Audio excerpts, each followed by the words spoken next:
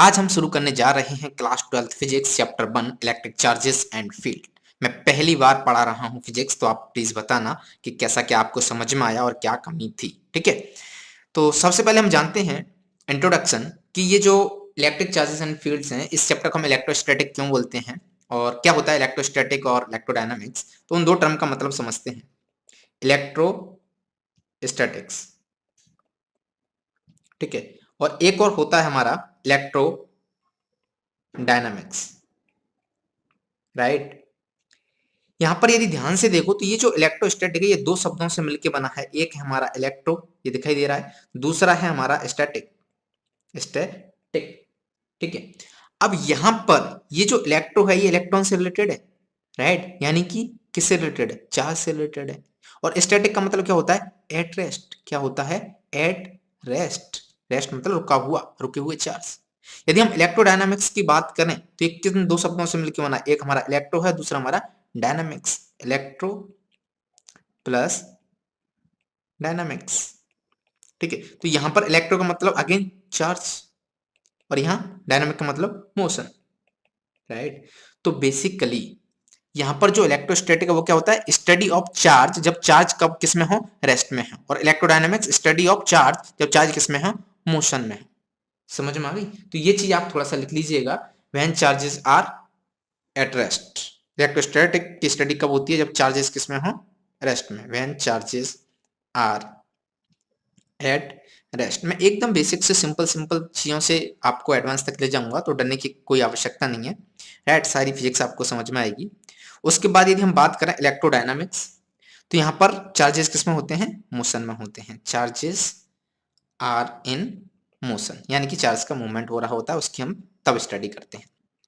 आपने ये जो चार्जेस वगैरह वो सारी चीजें देखी हुई हैं, मैं एक बार बता देता हूँ। जब भी हम कंबल वगैरह ओढ़कर सोते हैं, है ना, तो उसमें कभी ना कभी आपने कुछ जलता हुआ देखा है ना। तो वो क्या होता है, हमारा चार्ज होता है। जैसे हमने देखा है पेन है, ठीक है, हमारे पास क्या है, पेन है, और पेन को यदि हम रब करते हैं अपने बालों के साथ, ठीक है, और फिर कोई उसमें घास फूस की तरफ ले जाते हैं, तो उसमें क्या होता है, उसकी तरफ अट्रैक्ट हो जाता है, उससे चिपक जाता है। ये सारे के सारे फिनोमेना किसके हैं, चार्ज के हैं, है ना। तो इन सब चीजों को हम क्या बोलते हैं, इलेक्ट्रोस्टैटिक। ठीक है, पहले कुछ चीज समझते हैं कि कोई भी बॉडी है, राइट। जैसे मान लो मैंने माना कोई एक बॉडी है ये, ठीक है। अब इस बॉडी में क्या होगा, मॉलिक्यूल्स होंगे, है ना। और मॉलिक्यूल्स किससे बनते हैं, एटम से बनते हैं। और एटम्स के अंदर क्या क्या होता है, इलेक्ट्रॉन, प्रोटॉन और न्यूट्रॉन, हाँ या ना। समझ में आ गया। तो बेसिकली कोई एटम है, एटम कंबाइन होकर मॉलिक्यूल्स बनते हैं, मॉलिक्यूल्स कंबाइन होकर बॉडी बनती है। अब जो एटम है, ठीक है, ये क्या हमारे ऑर्बिट है। तो हमारा जो इलेक्ट्रॉन है वो किस में होता है, ऑर्बिट में। और यहाँ क्या होता है हमारा सेंटर में, न्यूक्लियस। तो न्यूक्लियस के अंदर पाया जाता है प्रोटॉन और न्यूट्रॉन। समझ में आ गया क्या कहा मैंने। ये हमारा एटम है, ऑर्बिट में पाए जाते हैं इलेक्ट्रॉन, और न्यूक्लियस के अंदर पाया जाता है हमारा प्रोटॉन और न्यूट्रॉन। ठीक है, सिंपल सी बात है। अब यहां पर जो इलेक्ट्रॉन होता है ये क्या होता है, हमारा नेगेटिव चार्ज, नेगेटिवली चार्ज्ड। ठीक है, और जो प्रोटॉन होता है ये क्या होता है, हमारा पॉजिटिवली चार्ज। और हमारा बचा हुआ एक जो न्यूट्रॉन होता है वो क्या होता है, हमारा न्यूट्रल। ये चीजें आपको बेसिक है, ये हमें पता है, हमने 9th-10th क्लास में भी ये देखी हुई है। ठीक है, अब हमें कुछ चीजें पता होना चाहिए कि जो हमारा इलेक्ट्रॉन है उसका चार्ज कितना होता है। ठीक है, तो मैं यहां पर लिख देता हूं charge on electron. Charge on electron, एक इलेक्ट्रॉन पर कितना चार्ज होता है। ठीक है, तो इसको हम डिनोट कर रहे हैं क्यू ई से, जो कि बराबर होता है प्लस ई के। तो जो ई की वैल्यू है, सॉरी इलेक्ट्रॉन की बात कर रहे हैं, इलेक्ट्रॉन पर तो नेगेटिव चार्ज होता है, तो पॉजिटिव तो ये होगा ही नहीं, है ना। तो यहाँ पे क्या आएगा, नेगेटिव। तो ये जो क्यू ई की वैल्यू है, इसको हम क्यू ई से बोल रहे हैं। ई की वैल्यू कितनी होती है, ई की वैल्यू होती है 1.6 इंटू 10⁻⁻19 कूलम। कूलम क्या है, चार्ज की यूनिट है। ठीक है, कूलम क्या है, चार्ज की यूनिट है। अब चार्ज ऑफ इलेक्ट्रॉन क्या होता है, क्यू किसके बराबर होता है, माइनस ई। और ई की वैल्यू हमें पता है इतनी होती है, तो क्यू ई की वैल्यू कितनी होगी, क्यू ई बराबर होगा हमारा माइनस ई के, जो कि चार्ज होगा माइनस 1.6 माइनस ई की वैल्यू रख दो 1.6 इंटू 10⁻⁻19 कूलम। समझ में? इसी तरीके से यदि हम बात करते हैं सेकंड पॉइंट किसका, चार्ज ऑन प्रोटॉन, इसको हम क्या बोलते हैं, पीई बोल देते हैं,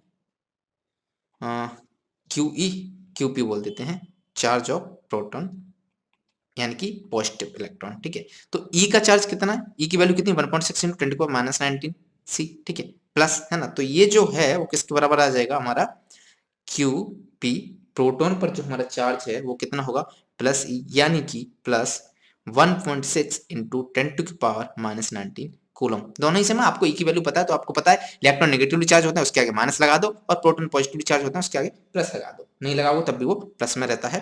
अब यदि मैं बात करूं charge on neutron, charge on neutron, हमको ये बात पता है उस पर कोई भी चार्ज नहीं होता है, कितना होता है 0। तो बेसिकली क्यू एन की वैल्यू कितनी आ रही है, क्यू एन बराबर 0। ये चीजें समझ में आ गई। अब हम थोड़ी सी बात कर लेते हैं मास की, है ना, किसकी, मास की, कि जो हमारे इलेक्ट्रॉन है, प्रोटॉन है, न्यूट्रॉन है, उन पर कितना क्या मास होता है ना। तो हम रिप्रेजेंट करते हैं एम ई यानी कि mass of electron, M P यानी कि मास ऑफ प्रोटॉन, और एम एन यानी कि मास ऑफ न्यूट्रॉन, राइट। तो ये जो वैल्यू है एम ई की यानी कि मास ऑफ इलेक्ट्रॉन की, वो होती है 9.1 इंटू 10⁻31 kg, राइट। यदि हम प्रोटॉन की बात करें तो होती है 1.67 इंटू 10⁻⁻27। ये वैल्यू आपको याद करनी है, कहीं ना कहीं आपके काम ये आएगी ही आएंगी और काफी इंपॉर्टेंट है। ठीक है, सब लोग याद करते हैं तो आप भी इनको कर लीजिएगा। उसके बाद mass of neutron 1.675 into 10⁻⁻27 kg। ठीक है, हमें ये पता है कि जो हमारा एटम होता था, है ना, उसमें ऑर्बिट में तो इलेक्ट्रॉन्स रहते थे और न्यूक्लियस के अंदर क्या रहते थे, प्रोटॉन और न्यूट्रॉन। ठीक है, यहाँ पे इलेक्ट्रॉन, जो एटम मास होता था वो इन दोनों के मास को ऐड करके आता था, और हम ये कहते थे कि प्रोटॉन और न्यूट्रॉन, इनका जो मास है वो क्या होता है, लगभग लगभग बराबर होता है। बट यहाँ पे आप देख पा रहे हो 0.67 0.675, यहाँ पे तो सेम है 10⁻⁻27 10⁻⁻27। तो यहाँ पे यदि मैं ऑर्डर की बात करूं तो मास ऑफ न्यूट्रॉन, यहाँ पे लिखो मास ऑफ न्यूट्रॉन ज्यादा होता है मास ऑफ प्रोटॉन से। सिंपल सी बात, ये ऑर्डर कभी कभी डायरेक्टली पूछ लिया जाता है एग्जाम में, पता होना चाहिए आपको। समझ में आ गया, हाँ समझ में आ गया। अब आप बताओ कि जो इलेक्ट्रॉन है उसका मास कितना होता है, तो हम देख पा रहे हैं 9.1, ये तो इससे भी ज्यादा हो गया, है ना, तो न्यूट्रॉन से भी ज्यादा हो गया, ऐसा नहीं है। यहाँ पर पावर में देखो -31 है और यहाँ पर -27 है, तो इलेक्ट्रॉन का मास इन दोनों के मास से काफी कम होता है, तो यहाँ पर less than M of electron. तो ये हमारा क्या हो गया, ऑर्डर आ गया मास का। उम्मीद करता हूं इस चीज को आप अब नहीं भूलेंगे। ठीक है, थोड़ा सा अब और आगे बढ़ते हैं। अभी हम बात करते हैं इलेक्ट्रिक चार्ज की। ठीक है, तो देखो जो चार्ज है वो दो तरीके के होते हैं। एक तो होता है हमारा positive charge, types of charge लिख लेते हैं हम, टाइप्स ऑफ चार्जेस। ठीक है, एक होता है हमारा पॉजिटिव चार्ज और दूसरा होता है हमारा नेगेटिव चार्ज। हाँ या ना, ठीक है, एक होता है हमारा पॉजिटिव चार्ज, दूसरा होता है हमारा नेगेटिव चार्ज। पॉजिटिव चार्ज की बात करें, एग्जांपल देखना हो तो हमारा क्या है, यहाँ पे प्रोटॉन है, प्रोटॉन पे क्या है, पॉजिटिव चार्ज है ना, प्लस ई। यदि नेगेटिव चार्ज की बात करें तो एग्जांपल क्या होगा इसका, इलेक्ट्रॉन, इलेक्ट्रॉन का चार्ज कितना होता है, प्लस ई, है ना, sorry negative, negative not positive, बार बार लिख देते हैं पॉजिटिव, है ना। तो ये हमने इसकी वैल्यू देखी थी ना अभी, यहाँ पर कितनी है, -1.6 इंटू 10⁻⁻90। तो ये हमारा नेगेटिव चार्ज हो गया और ये हमारा पॉजिटिव चार्ज हो गया। इतनी सी बात समझ में आ गई। ठीक है, अब यहाँ पर ये तो मैग्नीट्यूड जो होगा इन दोनों का वो क्या होगा, पॉजिटिव होगा। अब यहाँ पे एक और चीज कि यदि हम पॉजिटिव पॉजिटिव को सामने लेके आए तो क्या होता है, रिपल्सन। नेगेटिव नेगेटिव को लेके आए तो क्या होता है, रिपल्सन। और दोनों को साथ लेके आए पॉजिटिव नेगेटिव को तो क्या होता है, अट्रैक्शन। ये बात आपको पता है या नहीं पता है, ठीक है, पता है क्योंकि काफी बार हमने ये पढ़ रखा है। तो यहाँ पे लिखो unlike charge attract each other, attract each other। Opposite, है ना, अपोजिट्स लोगों में क्या होता है, प्यार होता है, मोहब्बत होता है, तो opposites are always attract, right. तो unlike charges attract each other. इसी तरीके से लाइक चार्जेस क्या होते हैं, repel each other. Like charges repel each other, like charges repel each other. ठीक है, समझ में आ गई, सिंपल था। थोड़ा सा और आगे बढ़ते हैं। अब बात करते हैं हम कंडक्टर्स एंड इंसुलेटर्स। ये हम एनसीईआरटी के अकॉर्डिंग चल रहे हैं। तो यहाँ पे एक और चीज आती है कंडक्टर्स इंसुलेटर्स के अलावा सेमीकंडक्टर्स। ठीक है, तो पहले इन तीनों का मतलब समझते हैं क्या होते हैं ये कंडक्टर्स। कंडक्टर्स, ठीक है, फर्स्ट ऐसे मटेरियल्स जिनसे चार्ज फ्लो होता है उनको हम क्या बोलते हैं, कंडक्टर्स। क्या बोलते हैं, कंडक्टर्स। तो डेफिनेशन क्या हुई, मटेरियल थ्रू विच, सिंपल सी डेफिनेशन है, through which charges flow easily, इनको हम क्या बोलते हैं, कंडक्टर्स बोलते हैं। यदि मैं एग्जांपल्स की बात करूं, एग्जांपल्स आप बता सकते हो, मेटल्स, ऑल मेटल्स, ठीक है, तो मोस्ट मेटल्स, मोस्टली मेटल्स, ठीक है, वो क्या होते हैं, कंडक्टर्स होते हैं। सेकंड की बात कर रहे हैं हम इंसुलेटर्स।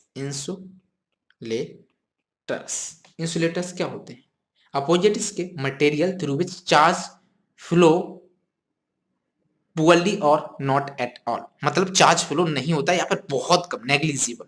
ठीक है, तो लिख दो यहां पर material, material through which charge flows, writing सही नहीं आई, आईपैड है, चार्ज फ्लोज पुअरली और नॉट एट ऑल। सिंपल सी बात है, यानी कि कंडक्टर जिसमें से चार्ज फ्लो होता है, इंसुलेटर्स जिसमें से चार्ज फ्लो ही नहीं होता या फिर नेग्लिजिबल फ्लो होता है, बहुत कम। इसके बीच में एक और आ जाता है सेमीकंडक्टर, है ना, सेमीकंडक्टर। सेमीकंडक्टर क्या होता है, इन दोनों के बीच का होता है ना। और इसकी यदि एग्जांपल की बात करूं इंसुलेटर्स के, तो कुछ एग्जांपल बताओ, मैं एग्जांपल भूल गया, तो यहाँ पे आप एग्जांपल ले सकते हो, प्लास्टिक की कोई भी चीज ले लो, रबर ले लो, ठीक है, रबर ले लो, रबर क्या होगा, इंसुलेटर का एग्जांपल है, फेमस लकड़ी, ये इंसुलेटर के एग्जांपल है। यदि हम सेमीकंडक्टर की बात करूं, तो सेमीकंडक्टर क्या है, जो कंडक्टर्स हैं इंसुलेटर है, उनके बीच में इलेक्ट्रिकल प्रॉपर्टी शो करते हैं, इनके बीच में आते हैं। यदि इसके एग्जाम्पल की बात करूं सेमीकंडक्टर के, है ना, तो सिलिकॉन है हमारा, गैलियम है, ये क्या हो जाएंगे, इसके एग्जाम्पल हो जाएंगे। सिंपल सी बात, कंडक्टर्स एंड इंसुलेटर समझ में आ गया। अब यहाँ पे एक और इंपॉर्टेंट टॉपिक है जो कि अगेन एनसीईआरटी में है, चार्जिंग बाई इंडक्शन। ठीक है, सिंपल भाषा में इसको समझने की कोशिश कीजिएगा। ये है हमारी कोई बॉडी, ठीक है, न्यूट्रल। यदि आप अभी इसको टच करते हो तो क्या आपको करंट आएगा, नहीं आएगा। तो क्या इसके अंदर चार्ज नहीं है इसलिए करंट नहीं आया, नहीं, इसके अंदर चार्ज हैं, पॉजिटिव नेगेटिव सभी चार्ज हैं, ठीक है, नेगेटिव पॉजिटिव जो भी होंगे, बट ये क्या न्यूट्रल है, ठीक है, अभी हमें कोई करंट नहीं आएगा। अब क्या करते हैं हम, इसी बॉडी पर, यहां पर इस बॉडी के लेके आते हैं, ठीक है, अगेन इसमें चार्ज वगैरह है, यहां पर रख देते हैं एक रॉड, और इसमें क्या नेगेटिव चार्ज है, क्या है, नेगेटिव चार्ज है। तो होगा क्या, इसकी वजह से यहां पर सिचुएशन कुछ इस तरीके की होगी कि ये नेगेटिव चार्ज पॉजिटिव चार्ज को अपनी तरफ अट्रैक्ट करेगी, तो पॉजिटिव चार्ज आ जाएंगे एक तरफ और नेगेटिव चार्ज आ जाएंगे दूसरी तरफ, क्योंकि इस रॉड पर क्या था, नेगेटिव चार्ज थे। समझ में आ गया, ये अट्रैक्शन होगा। अब यहां से हम इसका अर्थिंग के साथ कनेक्ट कर देते हैं, तो ये जो इलेक्ट्रॉन से नेगेटिव चार्ज ये मूव कर जाएंगे इसमें, अब इस बॉडी में सिर्फ और सिर्फ बचे पॉजिटिव चार्ज, ठीक है। इसमें जब हम हाथ लगा रहे थे तो कोई भी करंट नहीं आ रहा था, हमको कुछ भी नहीं हो रहा था, बट इसमें हाथ लगाएंगे, ये पॉजिटिव पॉजिटिव है सब, तो कुछ ना कुछ तो होगा, आपको फील हो जाएगा, क्या होगा कि इसमें करंट आने लगेगा। कभी कभी यदि बहुत ज्यादा अपन बड़ी मेटल रॉड रखते हैं और काफी अच्छा हैवी चार्ज इस पे है ना, तो डेथ भी हो सकती है, इतना चार्ज हो सकता है, ठीक है। तो समझ में आ गया, तो इस चीज को हम क्या बोलते हैं, चार्जिंग बाई इंडक्शन। ये न्यूट्रल था, रॉड रखी नेगेटिव चार्ज, इसने पॉजिटिव इधर आ गया, नेगेटिव उधर चल गया, फिर इलेक्ट्रॉन्स हमने ग्राउंडिंग कर दी, इलेक्ट्रॉन्स वहां से ग्राउंड में पहुंच गए। अब ये हमें जो मिला वो क्या था, चार्ज था जिसपे केवल और केवल पॉजिटिव चार्ज था। अब इसको टच करेंगे तो क्या होगा, हमें करंट मारेगा। समझ में आ गई? ये सिंपल सी चीज थी, उम्मीद करता हूँ आपको समझ में आ गई होगी। अब इसके बाद हम थोड़ा सा पढ़ लेते हैं प्रॉपर्टीज ऑफ चार्ज। सबसे पहली प्रॉपर्टी है एडिटिविटी ऑफ चार्ज, यानी कि जो चार्ज है ना, उसको हम क्या कर सकते हैं, ऐड कर सकते हैं, सब्सट्रैक्ट कर सकते हैं। ये क्या है, एक स्केलर है। चार्ज क्या है, स्केलर क्वांटिटी। क्या है, स्केलर क्वांटिटी। चार्ज क्या है, स्केलर क्वांटिटी, यानी कि 30 कूलम प्लस 20 कूलम जोड़ दो कितना हो जाएगा, 50 कूलम। कैसे भी करके इसको डिस्ट्रीब्यूट कर सकते हैं, ऐड ऑन कर सकते हैं। समझ में आ गया? ठीक है, तो ये जो बॉडी है इस पे मान लो Q1 चार्ज है, ये बॉडी इस पे Q2 चार्ज है, ये बॉडी इस पे Q3 चार्ज है। ठीक है, अब हमें टोटल चार्ज निकालना है Q, तो वो क्या होगा, Q1 plus Q2 plus Q3 हम इस तरीके से ऐड कर सकते हैं। इसका मतलब क्या होगा कि स्केलर क्वांटिटी, यानी कि इसी को हम बोलते हैं एडिटिविटी ऑफ चार्ज। सिंपल था। ठीक है, चूंकि यहाँ पर सिर्फ मैग्नीट्यूड होता है और डायरेक्शन नहीं होता है, तो ये मास की तरह ही होता है, इसलिए हम इसको ऐड वगैरह कर सकते हैं। इसके बाद हम देखते हैं हमारा next property, charge is conserved. क्या, चार्ज इज कंजर्व्ड कैसे? एक ये बॉडी है ए, ये बॉडी है बी, ये बॉडी है सी।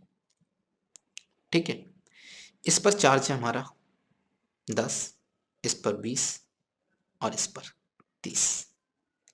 यदि आप इसको ऐड करते हो, है ना, इसको दूसरे के ऐड करते हो, मतलब आपस में ले आते हो फिर उसके बाद छोड़ देते हो, और मान लो इस तरीके से फिर से सेपरेट हो जाते हैं ए बी सी, तो इस पर जो चार्ज है ए पर वो कितना है 20, इस पर वो चार्ज है वो कितना है 40, तो ज्यादा हो जाएगा 25 ले लेते हैं, तो इस पर चार्ज कितना होगा? तो बेसिकली इसके अंदर जो चार्ज है वो कितना, 10 20 यानी कि 30 और 30 60, टोटल चार्ज कितना है 60। तो यहाँ पर भी 60 होना चाहिए, तो 20 और 25 कितना होगा 14 45, तो यहाँ पे कितना आ जाएगा 15 आ जाएगा। तो यानी कि जितना चार्ज पहले था उतना ही बाद में होगा, चाहे आप कुछ भी करें। इसी को हम बोलते हैं चार्ज इज कंजर्व्ड। क्या बोलते हैं, चार्ज इज कंजर्व्ड। तो ये वाली प्रॉपर्टी भी आपको समझ में आ गई। अब इसकी एक और प्रॉपर्टी क्वांटाइजेशन ऑफ चार्ज, काफी सिंपल होती है बट स्टूडेंट को समझ में नहीं आती है। तो ध्यान से देखो, Q इज इक्वल टू हम लिखते हैं NE, इसी को बोलते हैं हम क्वांटाइजेशन ऑफ चार्ज, यानी कि any charge can be represented in terms of NE। ठीक है, तो ये जो क्वांटाइजेशन ऑफ चार्ज है, यानी कि जो चार्ज है वो क्या होता है, always integral multiple of E। क्या होता है, integral integral multiple of E। यहाँ पे जो n है वो क्या है, इंटीजर। क्या है, इंटीजर। तो n की जो वैल्यू है वो क्या होगी, n0 1 2 3 चलता जाएगा, n की इंटीजर होना चाहिए। ठीक है, तो इंटीग्रल मल्टीपल ऑफ E, ये दिखाई दे रहा है आपको, इलेक्ट्रॉन है। क्या है, इलेक्ट्रॉन। ठीक है, तो चार्ज क्या होता है, इंटीग्रल मल्टीपल ऑफ E होता है। इसी को हम बोलते हैं क्वांटाइजेशन ऑफ चार्ज। क्या बोलते हैं, क्वांटाइजेशन ऑफ चार्ज। सिंपल सी बात है, समझ में आ गई होगी। तो ये क्या बेसिक यूनिट है चार्ज की, और हमें ये पता है कि इलेक्ट्रॉन पर प्रोटॉन पर क्या होता है मिनिमम चार्ज, E जिसको बोलते हैं, और उसका मैग्नीट्यूड क्या होता है 1.6 × 10⁻⁹ कूलम। समझ में आ गया? अब यहाँ पर एक क्वेश्चन है जो अक्सर आपको काफी जगह मिलेगा, एक और प्रॉपर्टी बची हुई है, उसके बाद मैं उस क्वेश्चन को करा के आज का वीडियो समाप्त करता हूँ। Charge is transferable. चार्ज को हम क्या कर सकते हैं, ट्रांसफर किया जा सकता है ना। जैसे मान लो कोई मेटल है और इससे मेटल कनेक्ट करते हैं और इस पर 0 चार्ज है, तो ये चार्ज यहाँ से यहाँ पहुंच जाएगा, यानी कि चार्ज को ट्रांसफर किया जा सकता है। अब देखते हैं हम वो वाला क्वेश्चन जो मैं आपको बताना चाह रहा हूँ। हमें ये पता है कि इलेक्ट्रॉन में कितना चार्ज होता है, 1.6 इंटू 10⁻⁻⁹ कूलम। ठीक है, नेगेटिवली चार्ज होता है, नेगेटिव आप लगा लेना। यहाँ पे मैं बात कर रहा हूँ E, जिसकी वैल्यू कितनी होती है 1.6 इंटू 10⁻⁻⁹ कूलम। अब मैं ये पूछूं आपसे कि एक कूलम में कितने इलेक्ट्रॉन्स होते हैं, तो आप इसका आंसर कैसे दोगे? एक कूलम में, 1 कूलम में कितने इलेक्ट्रॉन्स होते हैं, नंबर ऑफ इलेक्ट्रॉन्स आपको ये बताना है। तो कैसे बताओगे? सिंपल सा तरीका है कि एक इलेक्ट्रॉन में इतना चार्ज है, तो यूनिटरी मेथड से एक कूलम में कितने इलेक्ट्रॉन्स होंगे, तो इसका डिवाइड कर दो इधर, है ना, तो कितना आएगा 1 अपॉन इलेक्ट्रॉन्स है ना, 1.6 इंटू 10⁻⁻⁹ 1 कूलम। यहाँ पे एक इलेक्ट्रॉन में इतना कूलम है तो एक कूलम में कितने होंगे, राइट। तो इसको इधर डिवाइड कर दो, यानी कि 1/1.6 इंटू 10⁻⁻19 इलेक्ट्रॉन्स। तो जब आप इसको सॉल्व करोगे तो 1 कूलम में निकल के आएंगे 6 इंटू 10⁻18 इलेक्ट्रॉन्स। कभी कभी इसको बोर्ड में भी पूछ लिया जाता है, और ऑब्वियसली किसी भी एग्जाम में, मतलब जरूरी नहीं है कि 12th हो, जेई नीटो, इसका यूज कहीं ना कहीं मिल जाएगा। अदर भी एग्जाम जो आप देते हो एज अ जीके, इसको कभी ना कभी पूछ लिया जाता है, ठीक है। तो इसका बॉक्स बना लो, बताना जरूरी था इसलिए मैंने आपको ये बता दिया कि 1 coulomb is equal to 6 into 10⁻18 electrons. एक कूलम में इतने इलेक्ट्रॉन्स होते हैं। उम्मीद करता हूँ ये आपको समझ में आ गया होगा, जितनी भी चीजें मैंने बताई थी। ये मेरा फर्स्ट लेक्चर था फिजिक्स का। यदि आपको इसमें कोई भी कमी महसूस होती है तो मैंने इसको इस तरीके से और इम्प्रूव कर सकता हूँ, तो आप मुझे उसकी सजेशन दे सकते हो।